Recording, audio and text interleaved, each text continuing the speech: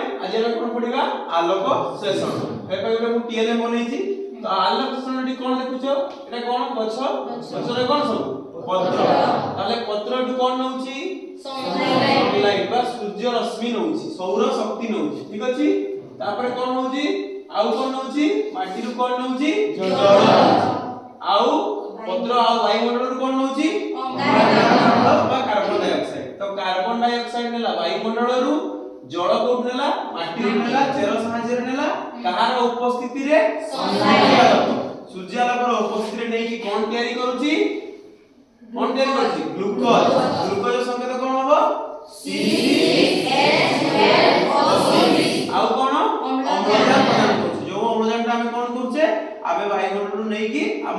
कोन करूचे श्वसन प्रक्रिया करूचे बा खाद्य हजम प्रक्रिया रे हमकु सहाय्य करूचे बुझी पारलो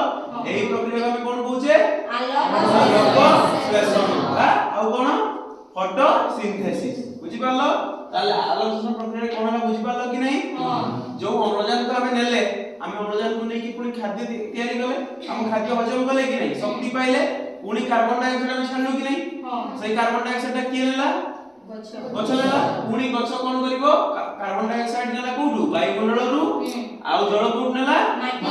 माटी रु जल नेला नै सारी कोन करिवो कहार उपस्थिति रे